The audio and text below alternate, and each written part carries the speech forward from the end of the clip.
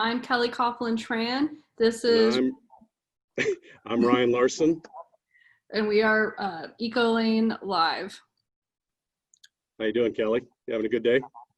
Doing all right, Ryan. How are you? I'm doing good. I'm doing good. We've got a special edition planned today, and in honor of that, we're going to have some fun.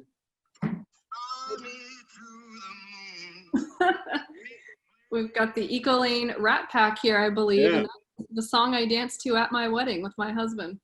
It was "Fly Me to the Moon." Really? Mm-hmm. My dad's favorite song by Frank Sinatra. That's great. Well, we affectionately call our guests today the Rat Pack. We've got Toby Fauver, Mike Scanlon, and Mark Joseph joining us, and I'm going to let each of them introduce each themselves, and we'll ask some questions about a topic that everybody is interested in, and that's the CARES Act. So, Toby, why don't you lead us off? Sure. I'm Toby Fauver. I'm currently doing consulting work, but prior to that, I spent 14 years at the Pennsylvania Department of Transportation, and I was the deputy secretary there for multimodal transportation and had responsibility for all the public transportation services in the state of Pennsylvania. Hi, everybody. I'm Mike Scanlon. I'm a real relic in the transit industry. I started back in 1967. Of course, I was only 7 years old, but I was big for my age. But I've been at it for over 50 years and ran transit systems. And I worked for transit systems and ran them in Pennsylvania, Pittsburgh, and Fort Lauderdale, Florida, and the San Francisco Bay Area. I'm now a consultant and work as an ambassador for automation for Ecolane. Hello, everybody. Mark Joseph here. Happy to be with you. I'm, like Mike, a lifer in the business and proud to be so.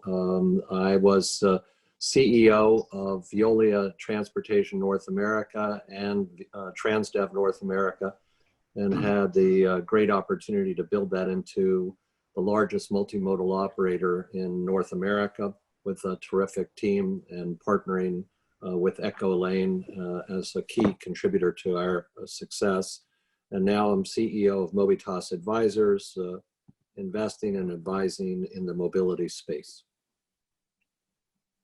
Very good. Well, we brought everybody here today to talk a little bit about the CARES Act and to see what you're hearing in the industry about things that people are doing that are innovative related to that to meet their service needs. So there's no specific order on this. You're a free-for-all panel, so the strongest will survive. So if you have a case study that you want to wade right in on, go ahead and make your mark, or I could start too. So maybe, Ryan, I could just offer a little bit of a high-level view, and then Mike and Toby can give their perspective as well.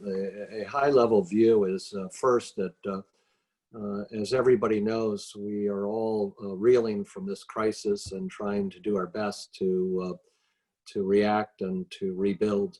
And there has been some very serious and significant impact to the industry that goes without saying, both on the public side and the private side, and some interesting lessons learned.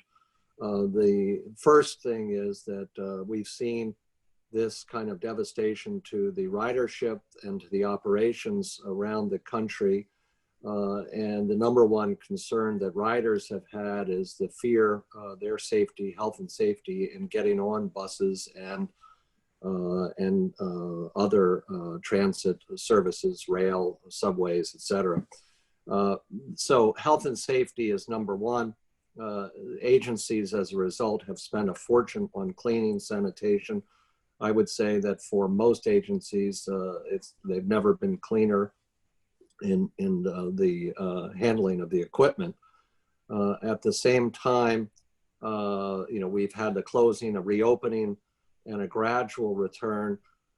Some indications are a question of an experimentation around fares. The federal government stepped in with the CARES Act with the $25 billion. And for the first time in as long as we can remember, they allowed the money to be used for operating relief rather than just capital investment.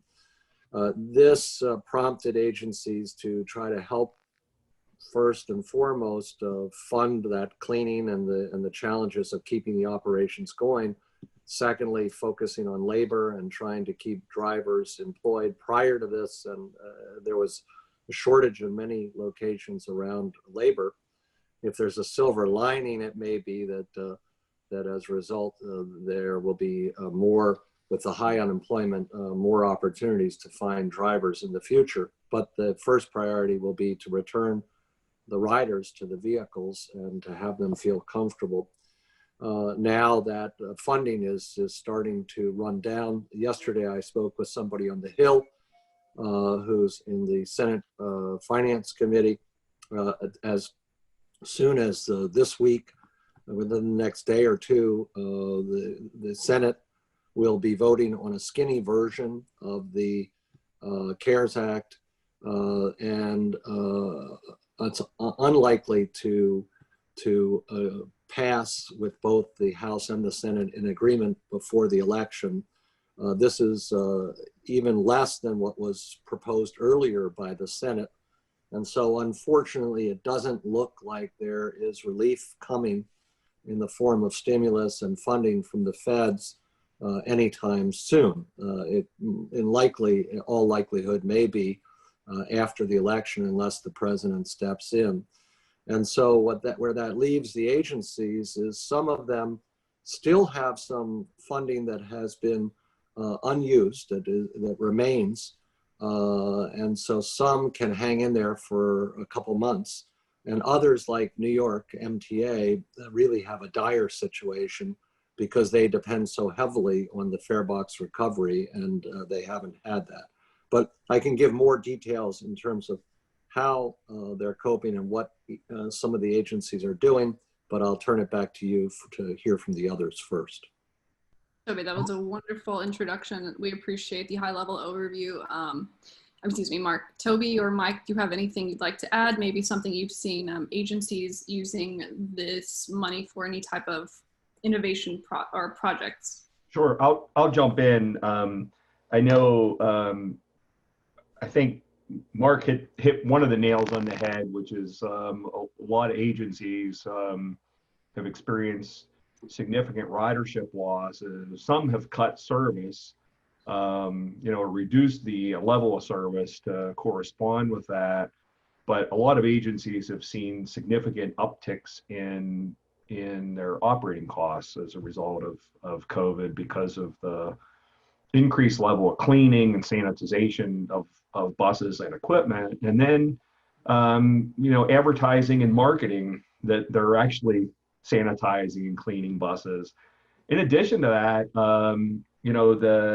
I've seen systems use COVID money on the capital side for, in addition to operating funding on the capital side, for shields to protect drivers, sanitization systems. And there's a couple of new products that seeing come out in the marketplace that get built into the buses that can help to sanitize buses.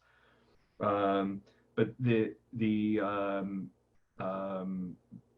efforts by transit agencies to try to become more efficient, especially on the paratransit side, I think are really critical right now. So COVID money can be used to offset software costs. It can be used to offset software licensing costs, additional applications, things like that. You have to put the plug in here for Ecolane on this one, but Ecolane's developing some partnerships to look at touchless fare payment, and that's a big issue right now, especially for the safety of drivers and for customers. And that's another opportunity. Some systems are looking at technologies to help them also support contact tracing. So if there are exposures, that they can identify who was on the bus at that time and be able to get information out. And that's another thing that Ecolane can assist people with. I've seen systems be pretty innovative with maintenance facility funding and getting funding approved for land purchases to help support building maintenance and storage facilities in some cases where they didn't have adequate facilities before to be able to clean buses. Everything's getting related back to COVID and protecting the public from that disease. I think that both Mark and Toby made some very, very good points. And just to frame it again, once again, it's hard to believe, but it was 5.5 months ago when the CARES Act was passed. And that was it was a $2 trillion bill approved by both chambers of the Congress and also signed by the president. And it was a massive infusion into the economy to help us.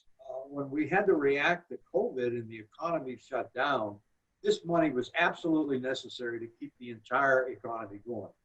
The United States Department of Transportation got $31 billion, and of the lion's share of that, $25 billion went to the Federal Transit Administration. And it was distributed basically through formula grants, and of course the lion's share went to urbanized areas. And as Mark, I think, said in the beginning, and Toby even emphasized it, was actually an emphasis on operating costs, to spend this money for operating costs, because in the immediate aftermath there was a massive loss of ridership, some of which is coming back gradually. And there was also, systems had to be downsized, people had to be off on leave. It provided very, very flexible money. And I think one of the critical things that hasn't been mentioned yet, no match required. And very significant in dealing with Federal Transit Administration. And you could use the money for whatever you want. And I think, as Mark said earlier, the higher the fare box ratio recovery, the tougher this has been on the system. So those systems in New York, and there are others, the ones that have those real high fare box recoveries, they needed to pour the majority or all of this money into operating costs, while others had more choices that they could do it for other added expenses, as Toby referenced, extra cleaning and things like that of that nature in this new period where we had to adjust it. I think right now there are systems that still have CARES money available, those that were on the lower end of the fare box recovery, and so that's a very generalization. But one of the things that I like to point out to people is that if you take some money, a modest amount of money, and invest it in capital like Ecolane, you will turn that into operating money for years and years to come, because of the savings that can accrue to you through the efficiency, through the real-time scheduling that Ecolane does. So when I'm talking to potential clients, I always point out that, well, this is a gift that we'll continue to give to you over the years, and help you with that always most difficult area of operating costs. Another thing I think is what's going to happen. What is there going to be the long-term effects of this crisis that we've come through? So, we've been going now for 5 or 6 months. We don't know how long it's going to, this crisis is going to continue in this way. But I think the long-term economic impacts and demand impacts are going to change. Certainly, people are working from home. Companies are becoming accustomed to people working from home, and I think there's always going to be a place for people to be able to go to an office or work in a be able to meet in conference rooms face to face. But I think that companies will find opportunity in lowering their overhead costs by reducing the amount of office space that they're using in the future, and having more people work from home. And that won't be for every company, but there's going to be a push for that. And I think that could affect commuter markets, and it could also change the way, especially smaller systems, think about providing service, and maybe not running commuter runs or as many commuter runs, and maybe providing in its place more microtransit type services that can help people to make their shorter trips and to get around in their neighborhood, especially those who and to get to meetings that could occur virtually anywhere, as opposed to going to a central office space location. So I think there's going to be some change in the transit industry that's going to have to occur to decide how they're going to make markets work in the future. Yeah, I would just add first, I think both Mike and Toby made excellent points. On Mike's point, I think, as Rahm Emanuel once said, that you can't let a good crisis go to waste, and that agencies are now faced with this crisis, and there is an opportunity to restructure, to come out of this stronger. It may take time. To Toby's point, this recovery could take quite a while. We can talk a bit about that, but there is an opportunity to really strengthen the transit systems for the future and to come out stronger. And I think one of those ways is to start to eliminate some of the inefficient service that has been perpetuated, and to take advantage of the technology today, especially what Ecolane offers with real-time routing, scheduling, dispatching, that can change the way paratransit's operated and make it better, faster, and cheaper. So I'm excited by that as an opportunity to come out of the crisis. I would just give some data points. LEK, this goes to Toby's point about behavioral change.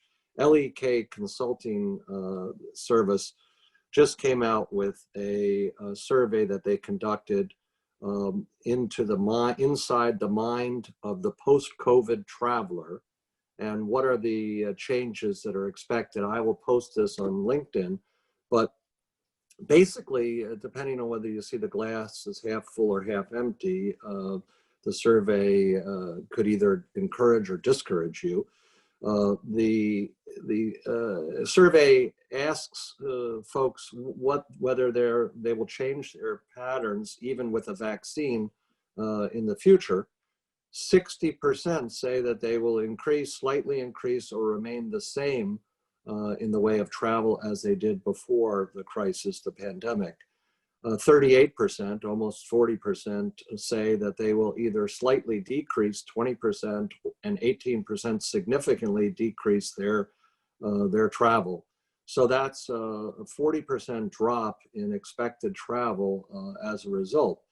The conclusion of this article is that the agencies need to be thinking about the strategic focus, consumer or customer engagement, understanding consumer behavior, and very importantly from a Ecolane standpoint, operations and planning, how to understand and anticipate what these changes are going to mean in this industry. And we can talk more about some of those opportunities. I think that's that again, both of these guys are really nailing it, but I'll take a slightly different view. If past is prologue, we went through between 1918 and 1920, we had a 2-year period where we went through the Spanish flu. And somehow between 1920 and the late 40s, when I started riding streetcars in Pittsburgh, Pennsylvania, and was unable to even reach the upper stanchion bar because I was going to grade school. In those days, we had somehow between 1920 and my period of first exposure managed to get everybody's armpit to armpit holding on in crowded streetcars. So I think things will return. Now, I think Toby's points are extremely valid about the patterns of the future. I think the patterns may be decidedly different, but I'd be willing to bet that the demand for mobility will be even greater. Yeah. And I think that's where it's really important that we look at technology to help us manage this mobility, the substituting of 4 fixed routes for on-demand transit that we can do with our software at Ecolane. And the whole reinvention of how we provide service lies ahead. And I'm optimistic about it. I think we can come out of this bigger, better, stronger, and providing that true mobility. That really what we've always been about. We just weren't able to define it until more recent time. But you set me up nicely, Mike, to take us home. We've been working hard on, you see the background behind us on our business intelligence tool that allows us to do some analysis in real time of all of the data that you have Toby mentioned, I believe, contact tracing and the ability to find out who was on a vehicle, when a driver was driving a vehicle. Our good friends down in Generations Unlimited in South Carolina, Lisa Furmander and her team are using the mobile app to book trips in real time with Ecolane. Our friends over in Morris County, New Jersey are using customer information and calls out to customers.